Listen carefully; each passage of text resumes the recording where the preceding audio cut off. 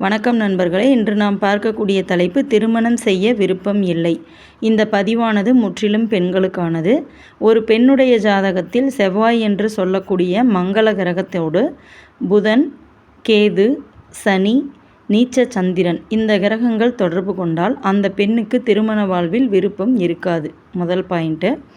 ரெண்டாவது, அந்த செவ்வாயோடு இந்த கிரகத்தில் ஒரு கிரகம் சேர்ந்திருந்தாலும் சரி, அதாவது செவ்வாயோடு சனி மட்டும், அல்லது செவ்வாயோடு புதன் மட்டும், அல்லது செவ்வாயோடு கேது மட்டும், இப்படி இருந்தாலும் சரி, அல்லது செவ்வாயோடு புதன் சனி, செவ்வாயோடு புதன் கேது, செவ்வாயோடு சனி கேது, இந்த மாதிரி ஒரு காம்பினேஷன் இருந்தாலும் சரி, அவங்களுக்கு திருமணம் செய்கிறதுல விருப்பம் இருக்காது. அப்போ எல்லாருமே திருமணம் பண்ணாமையே போயிடுவாங்களான்னா நிச்சயமாக கிடையாது.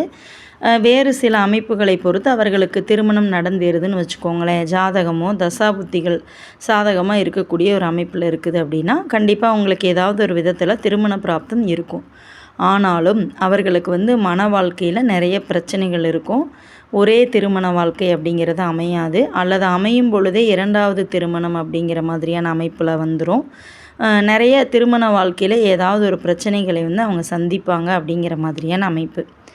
ஈவன் செவ்வாயோடு சுக்கிரன் சேர்ந்திருந்தாலுமே அவர்களுக்குமே அந்த திருமண வாழ்க்கை பிரச்சனைக்குரியதாக தான் இருக்கும்.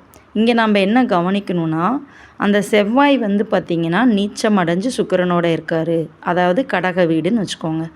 அல்லது சுக்கிரன் நீச்சம் அடைஞ்சு செவ்வாயோடு இருக்கார், அதாவது கன்னி வீடு. சரிங்களா? இந்த மாதிரி ஒரு அமைப்புகளில் செவ்வாய் சுக்கிரனுடைய இணைவு இருந்தாலுமே அவங்களுக்குமே திருமண வாழ்க்கை கண்டிப்பாக பிரச்சனைக்குரியதாக இருக்கும். அவர்கள் 2 திருமணம் அப்படிங்கிற அமைப்புலையோ, அல்லது திருமணம் தாமதமாக நடக்கிறதோ, அல்லது திருமண வாழ்க்கையில் பெரிய பிரச்சனைகள், திருமணமே வேண்டாம், ஒரு நடந்து முடிஞ்ச அத்தனை பிரச்சனையுமே போதும் அப்படிங்கிற மாதிரி ஒரு லைஃபுக்கு அப்புறம் மறுபடியும் மேரேஜ் வேண்டாங்கிற மாதிரி தனியாகவே வாழ்கிறது, இது மாதிரியான அமைப்புகளுக்குள்ளே வந்துடுவாங்க. ஸோ செவ்வாயோடு புதன், சனி, கேது, சுக்கிரன் இந்த காம்பினேஷன் நான் மேற்சொன்ன அமைப்புகளில் இருந்து அவங்களுக்கு திருமணத்திற்குரிய தசாபுத்தியும் சாதகமாக இல்லை என்றால் கண்டிப்பாக அந்த பெண் திருமணம் செய்யாமல் தனிச்சே வாழ்வாங்க அப்படிங்கிற மாதிரியான அமைப்பு.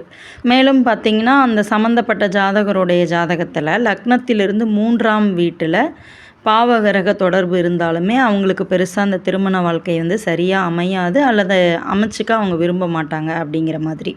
ஸோ இவ்வளவுதாங்க. நன்றி நண்பர்களே.